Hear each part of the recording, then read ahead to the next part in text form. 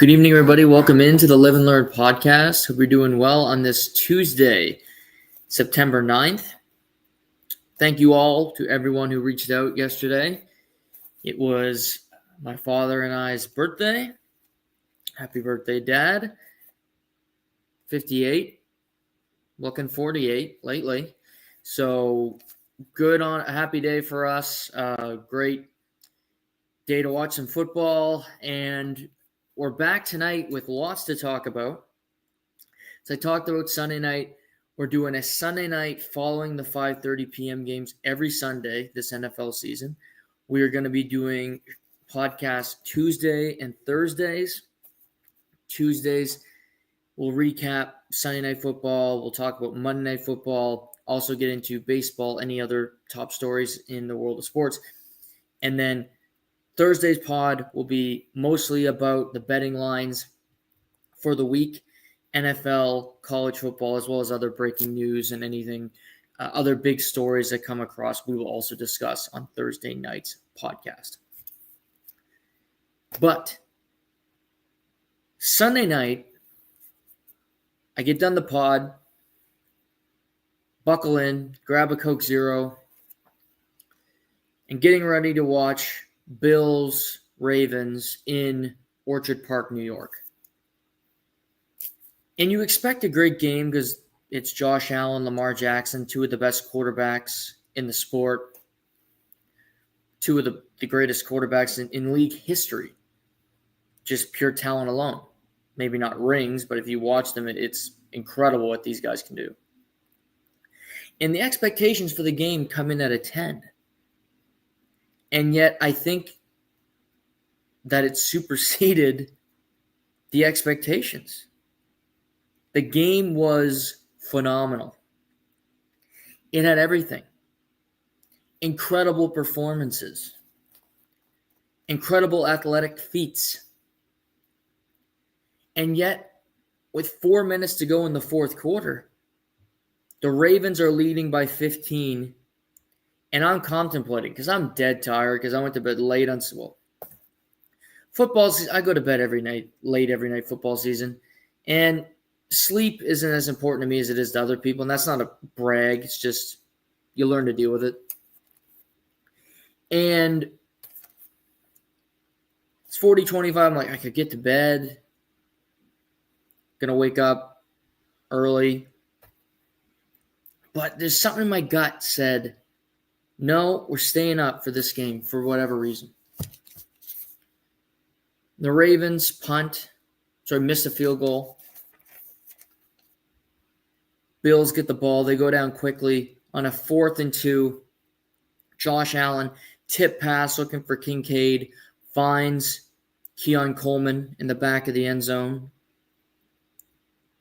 Next play, Ravens, Derrick Henry, who had an unbelievable night, fumbles the football, recovered by the Bills.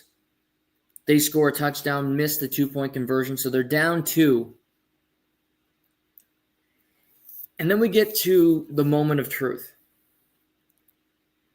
It's 4th down, a little over 2 minutes left, and John Harbaugh decides to coach safe, decides to coach scared. And he punts the football back to Josh Allen with 2 minutes. 2-minute warning where you only need to get a field goal to win the game.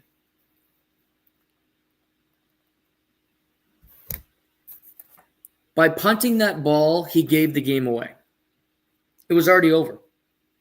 There was no way Josh Allen and the Bills were not going to at least get a field goal. So if the argument is, okay, if we go for it, they get the ball in our territory and they're going to win the game. Okay. If you punt the ball back to them, they are going to win the game. It's the same. To quote the great Will Forte on Last Man on Earth, I'm no math doctor, but it's the same projection. It's the same thought process. Give that quarterback the ball, you lose. I don't care where he is on the field. I would feel the same way about Lamar. I'd feel the same way about Patrick Mahomes. You reap what you sow. Your stupidity equals loss. Period. And what happens? The Bills drive down the field. Out comes 41-year-old Matt Prater, who got signed to the roster on Thursday because Tyler Bass is banged up. He kicks the walk-off field goal. The Bills complete the comeback. They are now 1-0 in a game that they had no business winning.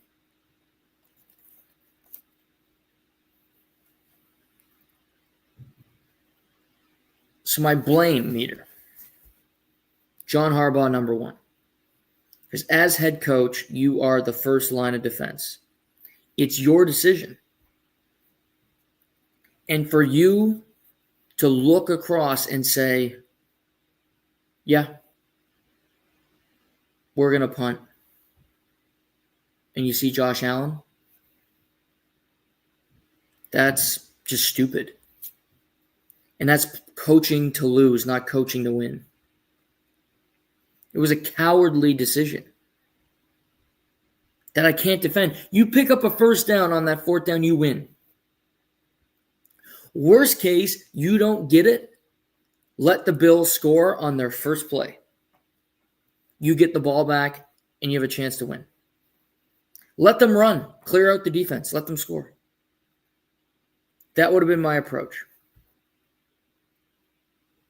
But no, can't do that. Something else. So, Harbaugh, number one. Blame game number two, it would be just the defense as a whole.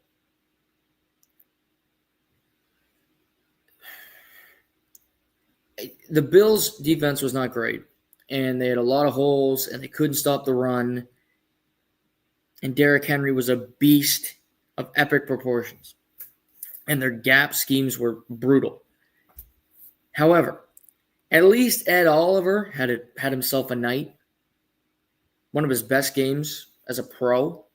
He was all over the field, tackles for loss, in the face of Lamar, in the face of D. Henry.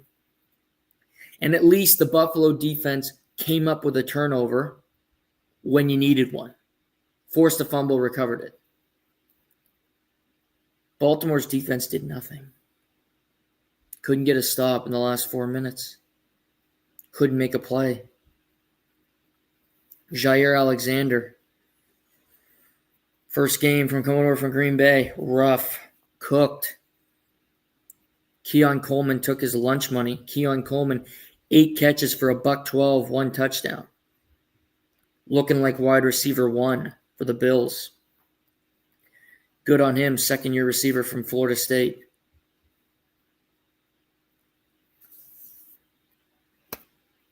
Three, I don't like doing this, but Derrick Henry.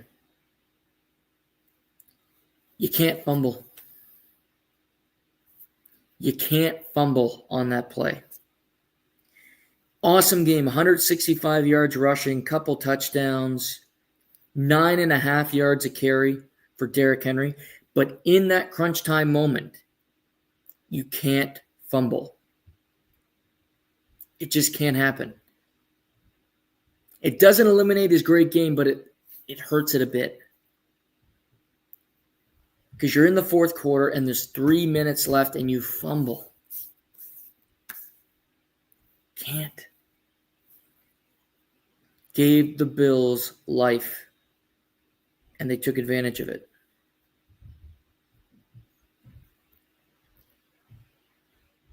Overall, the game was superb. Week 1, and if you told me the rest of the year we don't get a better game than that one, I'm not going to be that surprised because it had everything. Drama, big plays, DeAndre Hopkins turning the clock back, a one-handed grab that would rival Odell Beckham Jr. Incredible athleticism.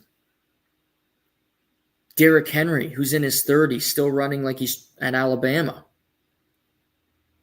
The guy is a Mack truck just a guy that big getting that kind of acceleration. You don't see that every day. It's incredible from Derrick Henry.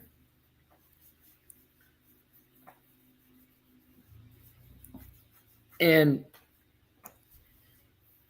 Josh Allen, MVP last year. He's the betting favorite this season to repeat as MVP. Many people, including myself, have the Buffalo Bills winning the Super Bowl this year. Now, they have some work to do. They need to fix that defense. The middle of that defense was a sieve. And winning 41-40 every week is not exactly optimal. Buffalo could probably do it because they have Josh. But it's not optimal. Not the right way to approach winning. Need to tackle better. Be in the right position. But they do have a whole season to figure that out. So I'll give them that.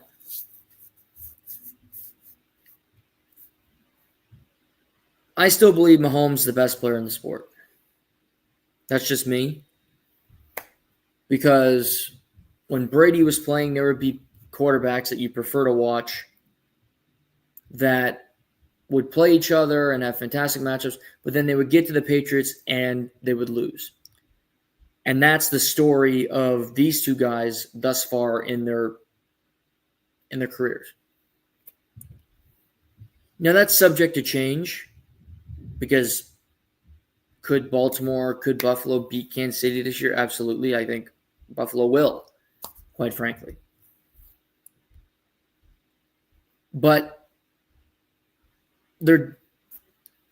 I would say that these two are the Aaron Rodgers of the Peyton Manning, Tom Brady era, where Tom Brady and Peyton Manning they're skim milk. It's good for you. Some people like it. Not me, but some people like it. And you drink it, you like it, and it's all that stuff, and you feel good after you had a glass. But Aaron Rodgers in that era was, a shot of Jack D. It was a little better of a drink. Had a little more pop to it. That's where I look at these two quarterbacks. They have that extra oomph about them. That extra pop that you want to see them play every week. Baltimore could play Buffalo every week, and I think it would do crazy ratings. Every week. Because they are that entertaining, because they are that good, and it's an incredible matchup every time they come together. On Twitter after the game was, let's do it again in January. That was the sentiment, which probably will happen again in January. In the divisional round or maybe in the AFC Championship game.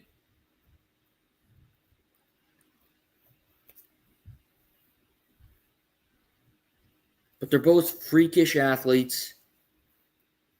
And there was a play where Lamar looked like he should have lost 20 yards, sacked for a 20-yard loss, and yet he turned it into a 20-yard gain in one of the crazier plays you'll ever see. He ran 70 yards on the play to gain 20.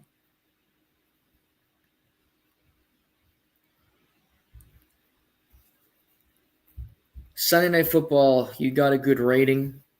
You got a good game. Two great quarterbacks. It had everything. It was awesome, quite frankly.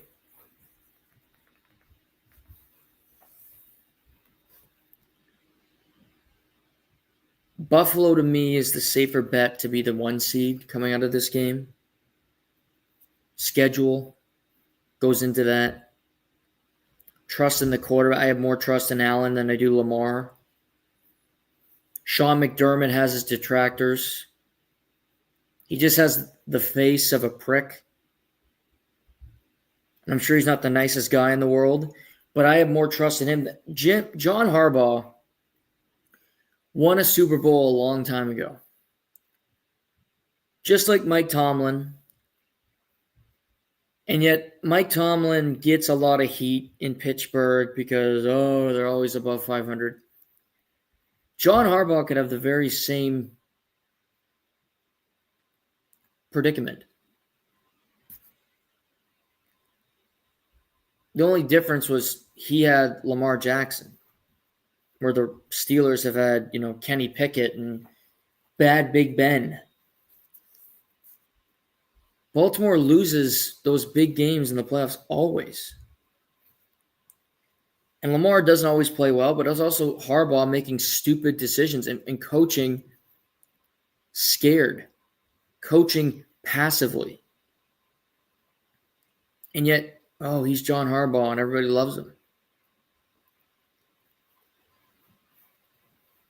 He should face some heat as well. Because that loss was on him just as much as it was on anybody else on that team.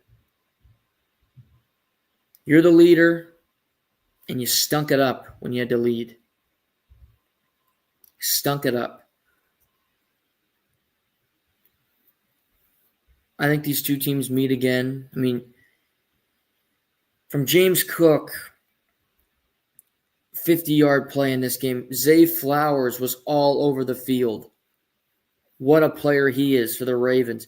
DeAndre Hopkins, as I mentioned, with the Keon Coleman with that diving catch in the back of the end zone, which was phenomenal.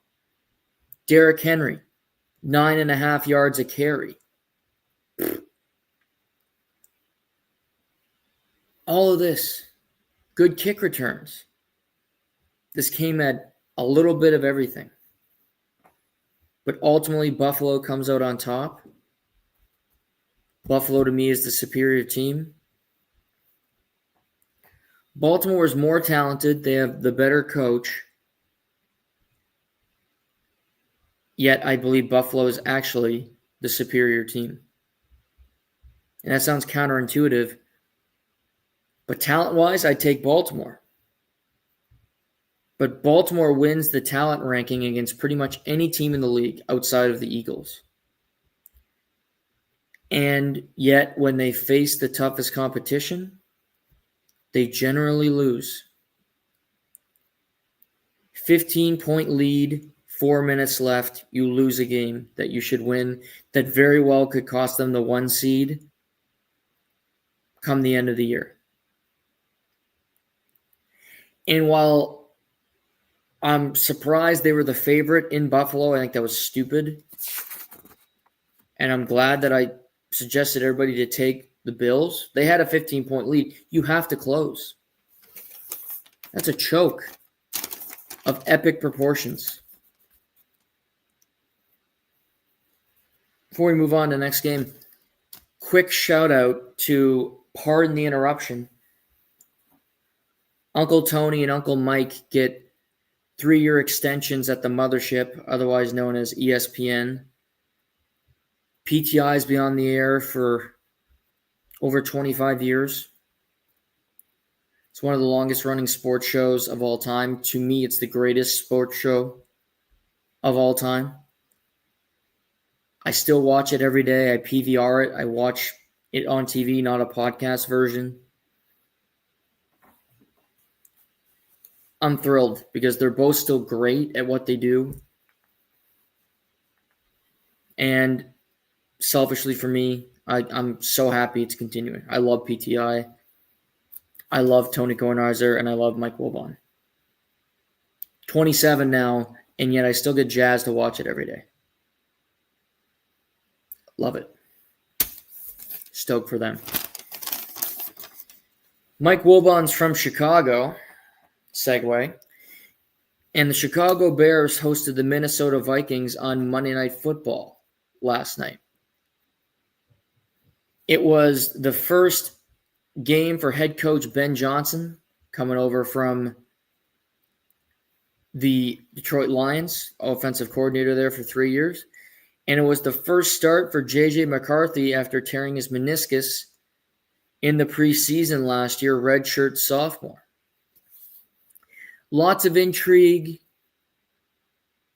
What is JJ going to look like? He won all the time in college, but it was never that impressive.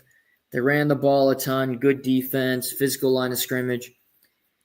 And while this game was not as interesting, not as riveting as the Sunday nighter, it had plenty of intrigue and ultimately was very compelling down the stretch. It was a tale of two halves. The first half, the Minnesota Vikings offensively were inept. 2 3-and-outs on their first 2 drives, including J.J. McCarthy getting sacked twice on third down. Him throwing to Justin Jefferson, throwing low, throwing off target, not being in rhythm. They failed to establish the run until basically the third quarter. And really, the only thing that kept them going for large portions of that first half was that Chicago couldn't finish drives. They had a decision that we'll talk about that I thought was incredibly stupid and short-sighted. And it was at one point 17-6 after the third quarter for the Bears. And from that point on, the game changed.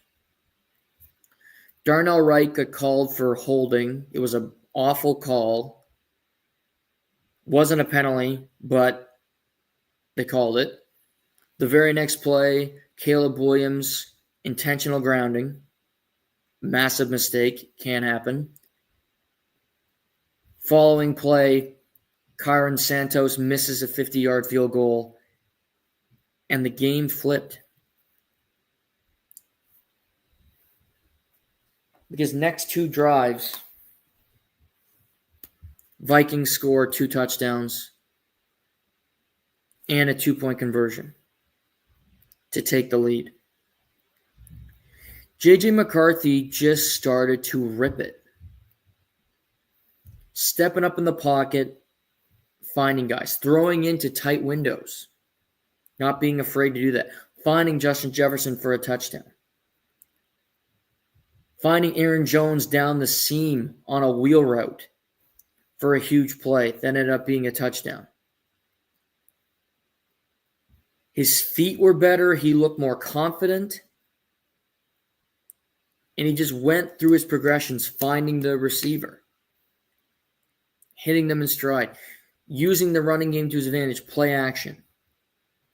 And J.J. McCarthy led the Vikings to a comeback victory that was impressive for one quarter, but that's all they had to only had to impress in one quarter. Winning 27-24 on the road in Chicago, and J.J. McCarthy grew up in the Chicago area. His first career NFL start is at Soldier Field. Pretty cool for him. So, why say tale of two halves? Caleb Williams was 10 for his first 10 passes. He was showing his athleticism, but also taking the check down if it was there, going through his reads. His pocket awareness looked much improved. And I loved his performance in the first half. But then in the second half, he fell off. He was not accurate. He missed open receivers. He couldn't throw in the middle of the field. He held the ball too long, which led to intentional grounding, which led to sacks, which led to plays not developing.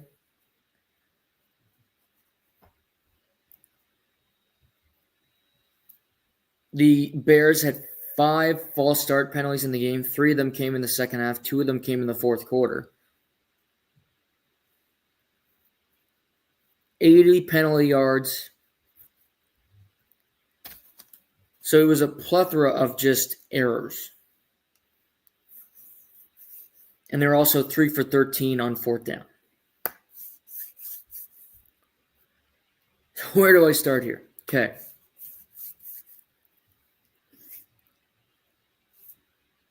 You got to stop the bleeding, and the Bears couldn't. After that penalty, intentional grounding, missed field goal, the game flipped on its axis, and that was a wrap. The Bears never found it again, despite the fact that they made it a 27-24 game late. We'll get to that. But I don't know what happened with Caleb. His first half, he was solid, and he was making good throws. DJ Moore, Malik Neighbors looked frustrated on Sunday for the Giants. DJ Moore has got to be frustrated. Caleb Williams either misses him or throws the pass into traffic and nearly decapitates him often. That can't happen. You need DJ Moore to be successful. But Caleb has this instinct. Hold the ball, scramble, get outside the pocket, and try to make something happen. And using his legs, he was successful at times in that game. However, time and a place. 58 yards rushing, led the team. Great, 9.7 yards a carry, including a touchdown run.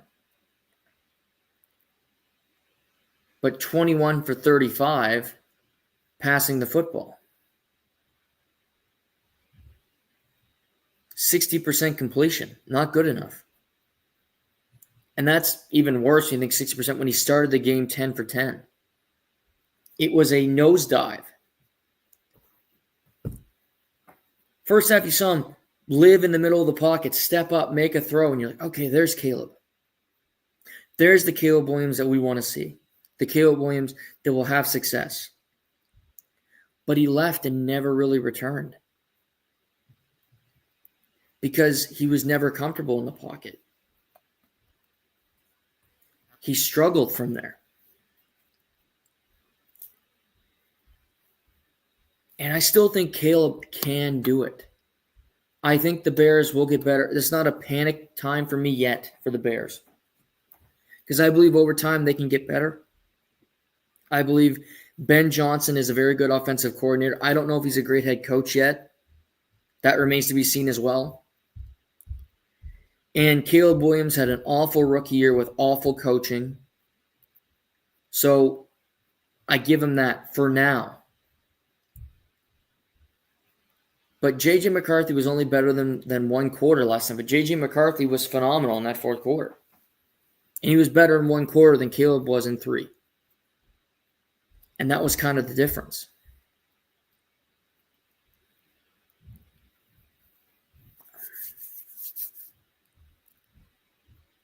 To me, Caleb Williams, the best way I can describe it is he fell apart. He had the game figured out, playing the right way, and it's like a well-behaved kid, and you're seeing really good progress, and then all of a sudden he just goes back to his bad tendencies. That's what Caleb was doing last night. It was not pretty in those moments when you need him to be reliable. He wasn't. To Ben Johnson.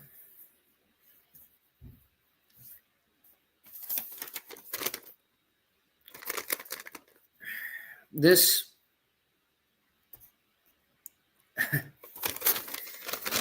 was interesting.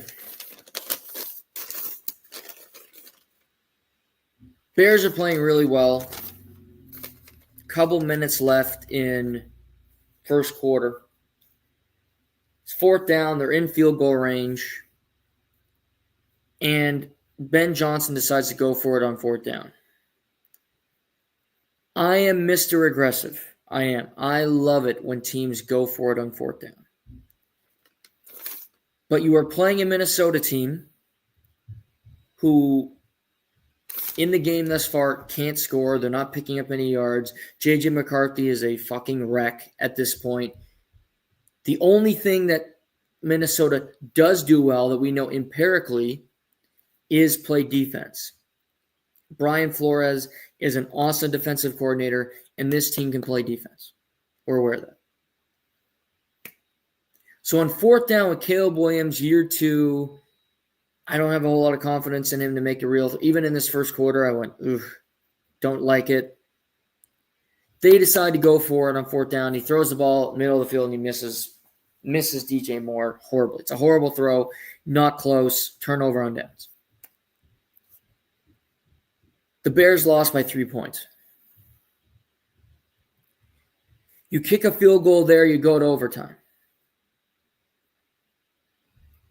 Kick a field goal there, you at least go to overtime, you have a chance to win.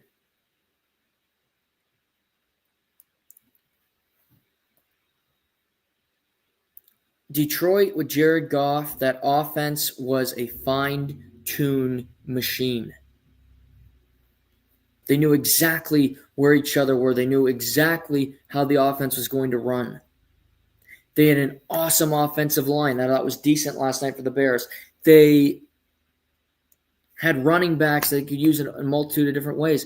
This Bears team is still figuring out who they are and what they're going to be as a team, and more importantly in this example, as an offense. Take the points. Second-year quarterback, close game. It's going to be a close game. We know this. Division, Monday Night Football.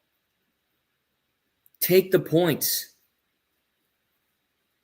It was a stupid situation to be aggressive, and it was a part of the reason why they lost. Bad decision making. There's more. Let's get to the next one.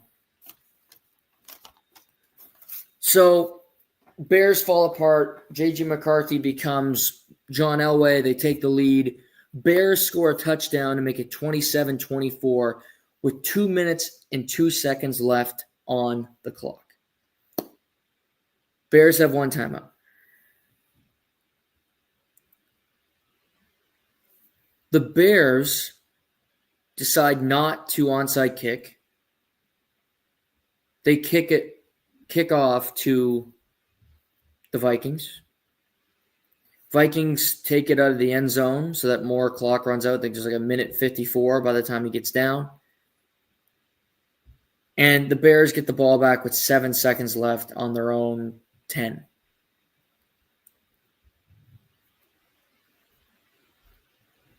Worst case, you try the onside kick, it doesn't work, you lose. Kind of to my point before. This case, you don't try the onside kick, you also lose. For Harbaugh, Ben Johnson, what are you thinking? If I was a player on the team, I'd be pissed. Because you're not giving us a chance to win. Give us a chance to do the onside kick. We get the ball. We go at least kick a field goal. We're going overtime at Soldier Field. No, we're not going to do that. Again, we're going to go the stupid pussy way out and not even have the chance. How does that make sense? It doesn't. I don't know what was going through his head. This is a tactical mistake. First game as head coach. It's obvious. I'd understand if you kicked off that you had 3 timeouts. First down, timeout. Second down, timeout. Third down, keep them short of the first down. Timeout, okay. They're going to punt the ball back to you. You have the ball with probably a minute and change. 7 seconds at your own 10. It's never going to work. It's never happening. Game's over. So, between this stupid decision, and yes, you could say, oh, no, the onside kick's not going to work. Okay, I'd like to try it. Just try it. Humor me for a second. 5 false starts, 80 penalty yards. Your quarterback falls apart. Game you should have won. Now, I said this last year, and I'll probably be wrong again. But I think the Bears will get better as the year goes on.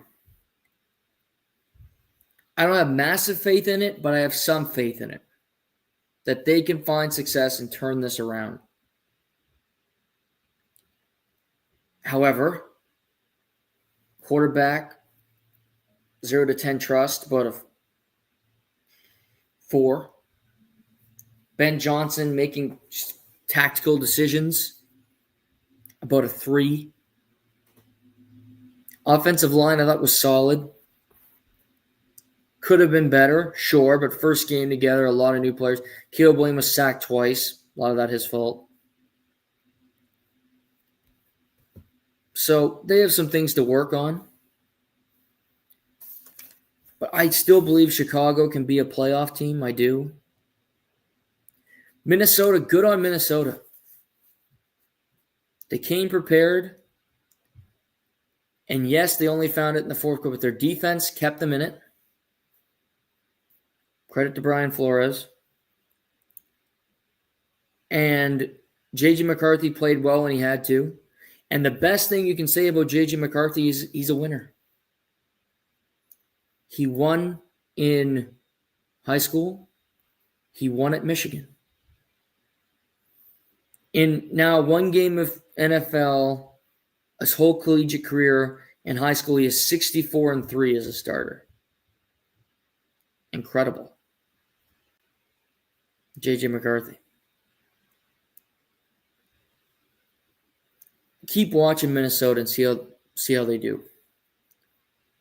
There'll be another primetime game. They're on Sunday Night Football this week in Atlanta playing the Falcons. So 2 big spots for Minnesota to start out the year. 2 big spots for the young quarterback. Other NFL news. George Kittle left Sunday afternoon's game in Seattle with a hamstring injury. We learned today, courtesy of Adam Schefter, that he is going to be out a minimum of 4 games. He was put on the injured reserve, which means you miss at least 4 games. Could be more, but he's out a minimum of 4. Big loss. New Orleans this weekend. Okay. Then 2 division games, Cardinals, then the Rams on a Thursday night. And I believe after that, the game you come back for is a matchup. Might be the Commanders. That's when he's eligible to return, George Kittle. But he's a huge part of that offense. He helps the blocking. They're not as deep as they used to be. Also, Brock Purdy has a shoulder and foot injury. And he's a question mark to start on Sunday in New Orleans. The backup is former Patriots first rounder Mac Jones.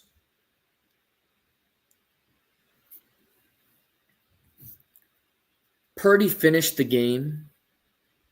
So I think he'll play. And we'll update that more on Thursday night's podcast. But he's on the injured list. If you're San Francisco and you're going to rest a quarterback for a particular game, it would be against New Orleans. Because I think they can win in New Orleans with Mac Jones at quarterback. If McCaffrey's healthy, which he's going to play, and you have Juwan Jennings, and you got your plethora of guys, Brian Robinson Jr., I think you'll be okay. But they're not as deep a team as they used to be. And now you're a wounded bird this early on. I think it's bigger trouble deeper into the season because Kittle's injury prone. Purdy's de facto injury prone. McCaffrey's very injury prone. Brian Robinson's had a couple injuries in his career. Trent Williams is injury prone. And they're an old team, just in general. Also, we called this on the podcast on Sunday night. San Francisco waived Jake Moody today. We talked about it. Was a good kicker at Michigan. Good rookie season in the NFL. They got to the Super Bowl last year. He was dreadful, and in the first game of the season, he misses a 27-yard field goal. He blocked field goal, misses an extra point. Kyle Shanahan had no choice but to let him go.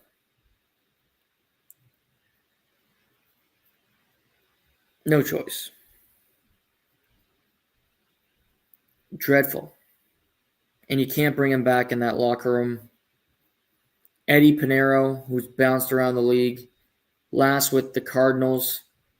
He's visiting San Francisco today. They also had Greg Joseph there during training camp, so maybe they could call him, bring him back. But new kicker in San Francisco. Quarterback is banged up after week 1. Star tight end is out a minimum of 4 games. Not great. Not great for the San Francisco 49ers.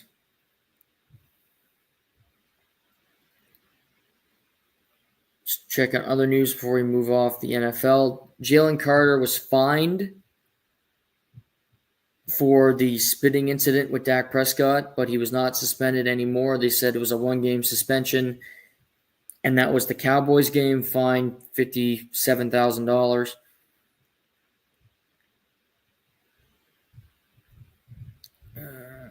Also, San Francisco signed Kendrick Bourne, who was with San Francisco for 3 years, then went to New England. So he returns for some depth at the wide receiver position.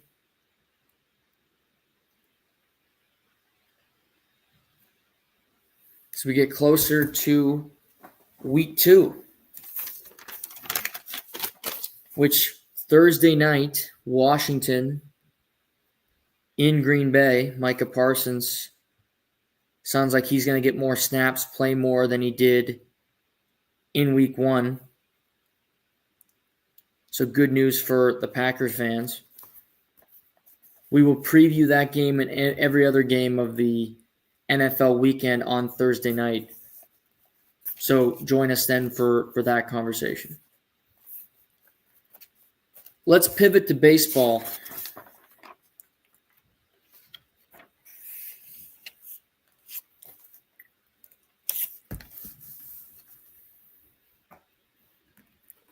Races.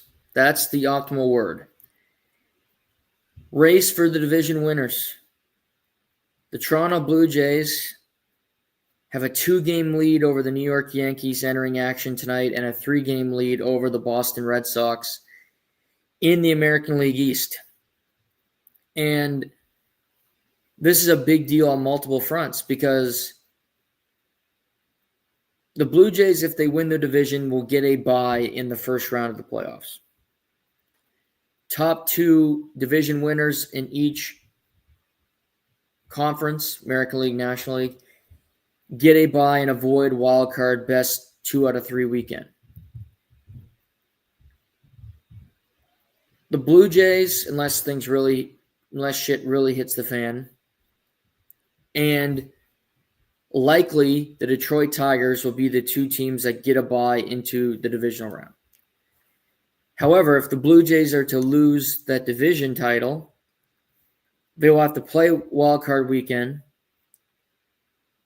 And we've seen their results. They haven't been that good. You want to avoid that if you're the Blue Jays, to me. And you want home field as long as you can get as well. Play as many games at Rogers Center, have teams come in pissed off. They have to go through customs, flying to Toronto in October. They played the Yankees this past weekend. They lost 2 out of 3. We're seeing a struggling bullpen. The bats have quieted a little bit. And then this afternoon, the Blue Jays learned that Bo Bichette, who was injured in the game on Saturday, was put on the 10-day injured list, and he will miss the next couple of series for the Blue Jays at least. He returned to the game on Saturday, didn't play on Sunday afternoon in that loss, and now is going to be out for a while. Brutal blow. Bo Bichette's been the Blue Jays' best player this season. The most reliable, the most hits, the most doubles in all of baseball this season. Batting .311, playing one of the most important positions at shortstop, being the cleanup hitter. He's been everything that you'd want and more for the Blue Jays. He's also in a contract year, so he's got that extra motivation to prove to teams, including Toronto, that he's worth a big contract. But Bo being gone leaves a massive hole in the lineup. You're now left looking around going, okay, we have to play Jimenez more. You got Ernie Clement, Joey Loperfido called up with Bichette's injury. Rearrange your lineup, rearrange your batting order, not having Bichette in that 4-hole. It's just a lot of uncertainty and just a massive piece that you don't have at your disposal as they begin a 3-game series at home against the Houston Astros tonight. An Astros team that'll be just as motivated as the Blue Jays. The Astros have a 2-game lead in the American League West over the Seattle Mariners and a 3.5-game lead over the Texas Rangers, who refuse to quit. Not to mention the Blue Jays turn to Shane Bieber tonight, which, great thing, because it could have been Jose Barrios, who's been struggling.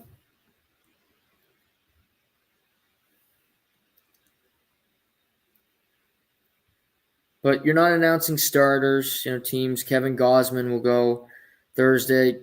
They might skip Barrios. That wouldn't surprise me, because he's been unreliable. But they go Astros for 3 at home, Orioles for 3 at home, at Tampa for 4. So in all likelihood, Bo Bichette's going to miss. He may return at the end of that Tampa series, but he's going to miss Houston, and he's going to miss Baltimore. And I think if you're the Blue Jays, you say, let's take 2 out of 3 against Houston. You'd love 3 out of 3. Let's say take 2 out of 3, perfect world. And then we really got to take care of business against Baltimore and against Tampa. And they play the Kansas City Royals after that. Play teams that aren't going to be in the playoffs, teams that are just trying to play spoiler, just trying to piss you off in the home stretch. Blue Jays had a 6-game lead at one point in the division. You can't throw that away. But you're seeing, Scherzer look like he's getting a little tired at his advanced age. Barrios is basically a non-entity at this point. You can't use him. He's basically going to be a bullpen arm, and he can't be a starter for you. But you need Bieber to be good tonight. You need Gausman to continue to be solid. They have the pitching. They have the team to continue to win, even without Bo Bichette. But Houston's no slouch. Yordan Alvarez is back in that lineup. Christian Walker's had a really good year coming over from Arizona. Jose Altuve can still play. even without the garbage cans. The Blue Jays get no excuse for injuries when Houston has been a mass unit most of the year, and they're still in a position on September 9th to win their division over a tough Seattle team and a frisky Texas team.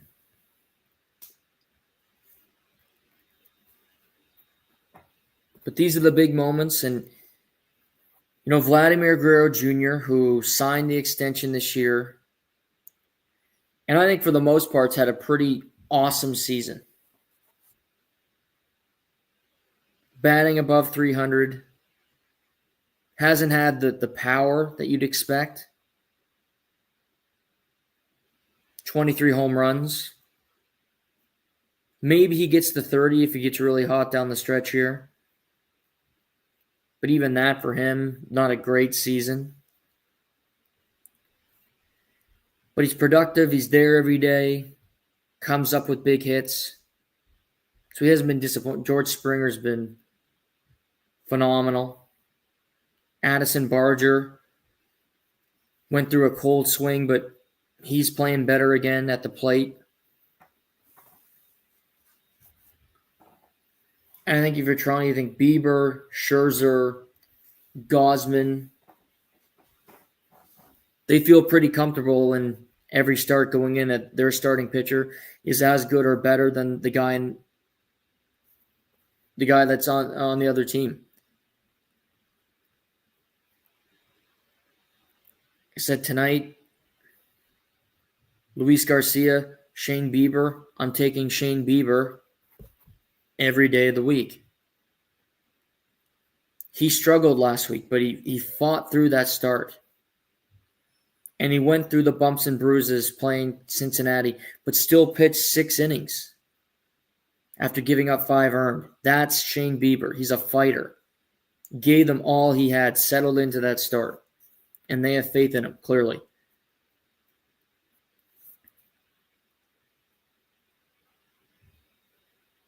The Yankees, meanwhile, they play the Tigers while the Blue Jays play the Astros. So 2 very interesting series. Teams all vying for position. It's a 3-game series in the Bronx. Yankees pitching's been here or there. But they're starting to get production from their bats. They're 80-63, right behind the Blue Jays, right behind the Tigers for best record in the American League. Not a big barrier because the Yankees know we win the American League East, we're getting the bye in all likelihood. But if the Yankees, they could hypothetically finish with a better record than the Tigers, but if they don't win the American League East, they will not be getting that bye. They'll have to play Wild Card Weekend and take their chances against probably the Boston Red Sox in a best 2 out of 3 at either Fenway or Yankee Stadium, which would be awesome, but also incredibly scary for either of those teams that you're going home Wild Card Weekend losing to your bitter rival.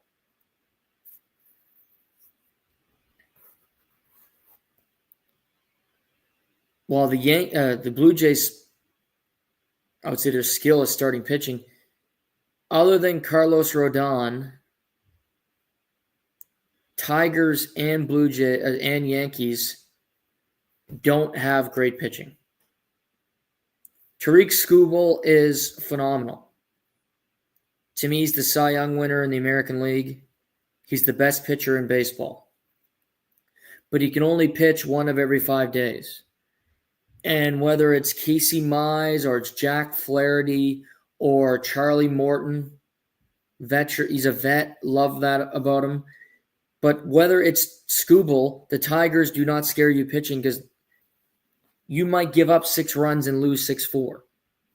Happens a lot to them. Their second half has not been pretty, other than Skubal. So they have a lot of flaws, the Detroit Tigers, as do the Yankees, as do the Blue Jays. And as I said, I think there are 4 teams in the National League that are better than any team in the American League, but that doesn't mean anything. Some of this bunch, Tigers, Yankees, Red Sox, Blue Jays, maybe Houston, is getting to the World Series. It is anybody's game.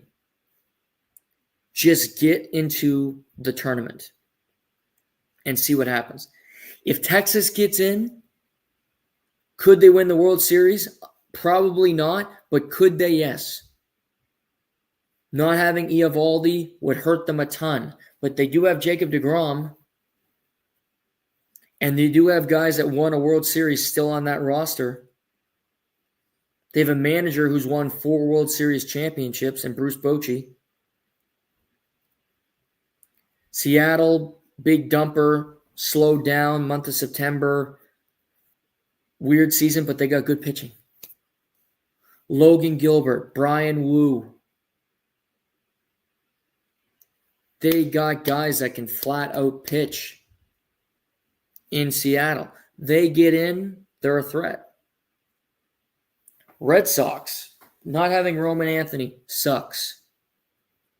But they would scare the hell out of me if I was playing them because I like Bregman. He's been an awesome fit on that team. Playing in Yankee Stadium, playing in Boston, you hit a ball to center field, it's probably going over the wall. It's easy to do. Hit like Yankee Stadium, hit one to right. My God, it's like playing T-ball. So you can hit easy home run power. And you got Crochet, who's awesome. It's a race to the finish in American League West, American League East. Tigers are going to win the Central. Could the Guardians sneak in? Maybe. Maybe. Need to win a lot. Need others to lose a lot. Need a lot to go their way, but you never know. They're 2.5 back of Seattle. Texas, 1.5 games back of Seattle. Texas is hosting the Rangers this week. They beat them 5-0 last night.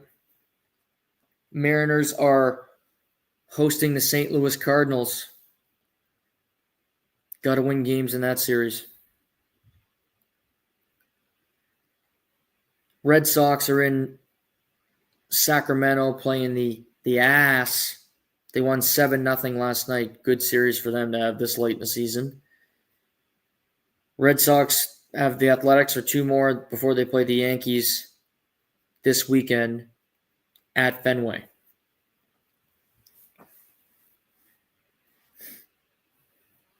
National League.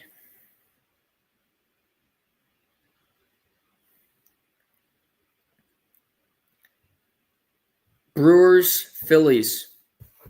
Top 2 teams in the National League. Looks like the 2 teams that are going to get the bye. Brewers 89 wins, Phillies 84. Phillies have been on a tear, including beating the Mets last night 1-0 at home. No Zach Wheeler, which concerns me if they go on a deeper run. But since that injury, the Phillies have played good baseball. Took 2 or 3 against the Marlins, 2 or 3 against the Brewers, 3 or 4 against the Braves. Good run the last little bit. Have the Mets for 4 this week at home. They play the Dodgers before the end of the season. That's the last playoff team before the end of the year. They're going to win some games. I don't think the Dodgers will catch them before the end of the year. The Brewers, back and forth, 89 and 56. If there's a team that's going to get to 100 wins this year, it will be the Brewers. I don't think they will, however. 97, 98 wins for the Brewers. They'll have the best record in baseball by the end of the year, as they do now. Dodgers are 80 and 64 with a 1-game lead on the Padres. Dodgers won last night against the Colorado Rockies. Padres won in extra innings against the Cincinnati Reds, who are still in the wild card race. These two teams hate each other. The division matters for sure. You want home field. However, the Dodgers or the Padres, in all likelihood, are going to be playing wild card weekend. Or best to it, I call it wild card weekend, thinking of NFL. We'll still call it that. We'll be playing wild card weekend against somebody. They'll be the 3 seeds, so they'll play the last team. So it could be Dodgers, Mets, Cubs, Padres. Just that's how it would be if it ended today. Could be Padres, Mets, Dodgers going to Fenway to play the Chicago Cubs. We're going to get some fun wildcard series. That's what I know. Padres, Dodgers, I think, comes down to the wire. No simple, one game can go anyway. Dodgers, Rockies twice, Giants for 3, Phillies for 3, Giants for 4, Arizona for 3, Mariners for 3. So some teams that will want to play in there, some teams that will be out of it. Padres, Cincinnati for 2 more, Colorado for 4, at the Metropolitans for 3, at the White Sox, Brewers, Diamondbacks. So about the same. They don't play each other again, which is interesting. Every time they meet in the playoffs, it's theater. It's awesome. I would love to see it again.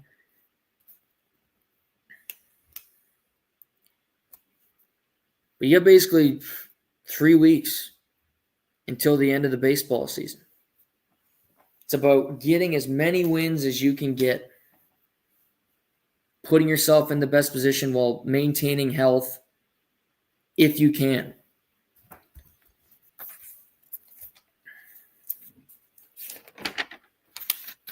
Blue Jays, Astros, fun series. Really fun series. Yankees, Tigers, fun series. We'll be keeping an eye on that this week. And we'll update that on Thursday night's pod as well, because Game 3 of that series is an afternoon game between the Astros and the Blue Jays in Toronto. So we'll talk about that on Thursday night. This upcoming weekend, we're going to have college football. We're going to have NFL. NHL training camps open next week. We also got a really fun combat sports weekend with Noche UFC in San Antonio, which then leads into the first boxing event for Dana White and Zuffa Boxing, the TKO brand, at Allegiant Stadium where the Raiders play. Canelo Alvarez will be boxing Terrence Crawford. And one of the great spectacles to ever be put on in boxing history.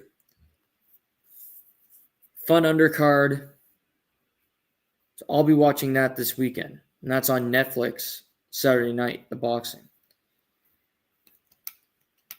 This past weekend, we had a show UFC event in Paris. Paris has probably the best MMA fan base in the world. It could be UFC, smaller promotions, the PFL. They show up, they show out, and it's always a spectacular event. The fans are incredible. And this event was unique because you had 13 fights on the card, and 11 of them ended via finish. It was tied for the most finishes in a single event in UFC history. And it was a fast card. It was in the afternoon. Just a lot of highlight reel performances. I loved every second of UFC Paris. The main event was one of the two that did not have a finish. It was Nasruddin Imavov fighting Caio Borralho in the middleweight division.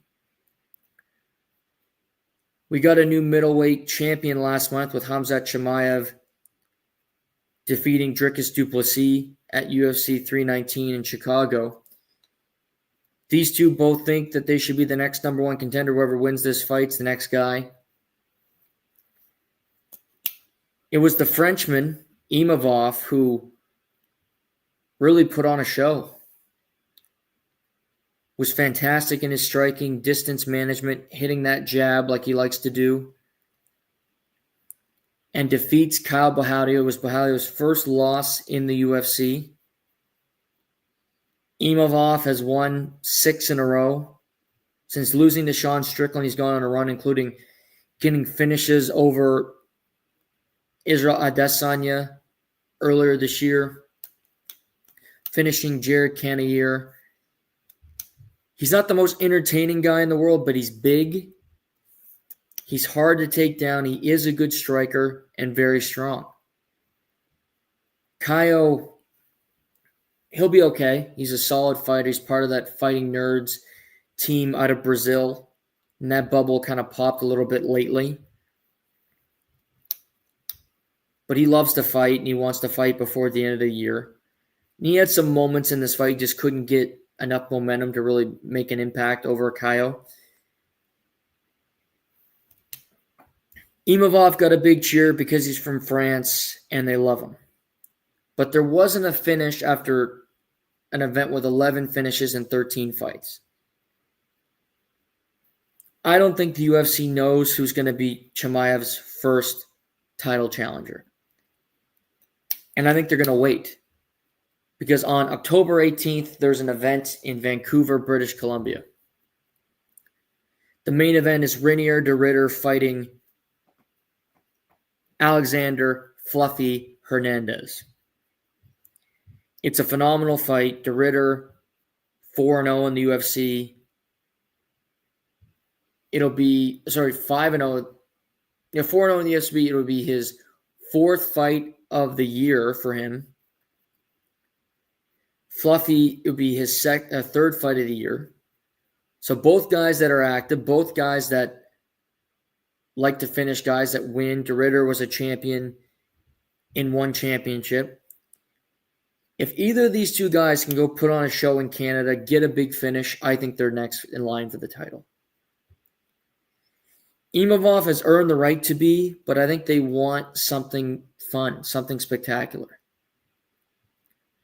I could see Chimaev being on the first couple of UFC events, the Paramount deal, which will kick in next year. I think he'll be, if not the January pay-per-view, maybe February pay-per-view on that card. They'll want Ilya Topuria early. They'll also want Chimaev early, I believe.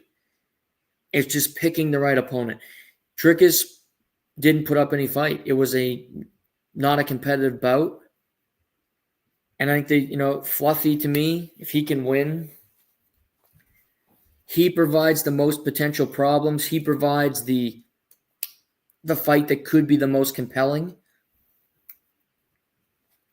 Because I don't think Imavov's beating Chimaev. It's hard to see anybody beating Chimaev after his last performance out there. You never know. But I don't think the UFC will announce a fight for Chimaev anytime soon. They will wait until the end of next month and see where things stand after that point. Co-main event, the God of War, Benoit Saint-Denis, scores a huge rear naked choke victory over Mauricio Huffy, another member of the Fighting Nerds. Huffy undefeated in the UFC until Saturday night. He really was never in the fight. Taken to the ground multiple times, just trying to survive until Saint Denis got him around, got the rear naked choke, and he tapped quite quickly. Didn't look like he knew how to grapple. Benoit Saint Denis is a very good wrestler. And we saw him fight Dustin Poirier, get a huge opportunity. and he got knocked out in the second round. Then he comes back and fights Renato Moicano September 2024, and doctor stoppage because he was getting beaten up pretty good. He loses that fight. He's now won 2 in a row. He said he'll take on anyone in the lightweight division. Seems to have a new confidence about him, a new just sense of self, if you will. And I just thought it was a really impressive performance from Benoit Saint-Denis to get that finish against a guy that had a lot of hype, a dangerous guy on the feet, to get him on the ground, control him. Back-to-back finishes for Benoit Saint-Denis as well. Really good stuff. Top 10 in the lightweight division. Him against Gamrot. Him against maybe a Moicano rematch. I doubt they do that, but you never know. That could be in the cards. That could be fun. So options for Saint-Denis. And he's just a fun fighter to watch. Mason Jones, who was cut from the UFC because he went 0-2, fought 3 times regional scene, wins them all via finish, comes back, fought May in Iowa, defeated Lil Heathen, Jeremy Stevens, then fought on Saturday, got knocked down twice in the first round, twice. Survives the onslaught and then gets a ground and pound finish in the second round. Now 2-0 in his comeback, just a tough SOB. Good win for him. Medettis Bakauskas retires Paul Craig, the Scotsman, with an elbow at the buzzer at the first round. Mark Goddard called it off. Good decision. And that was the end. Paul Craig put his gloves in the middle of the octagon. So long to bear Jew. Umar Sy with a first-round KO, the Frenchman. Anton De Gia, a new heavyweight, was a champion in the PFL, trains with Tom Aspinall, gets a first-round finish over Marcin Tybura, now 9th in the heavyweight rankings. Looks like a threat. 35, but still can do it. Sam Patterson, love watching Sam Patterson fight. First-round, nasty KO. All in all, a really fun event. On Thursday, we will talk about Noche UFC. We'll also talk about the event at Allegiant, the boxing. So we'll chat about that on Thursday. Thank you all for hanging out tonight. We'll see you again Thursday, 7 p.m. to talk NFL Week 2 lines, college football lines, and also some baseball and some combat sports. Until then, take care. I'm your host, Noah Warren, and this is the Live and Learn podcast.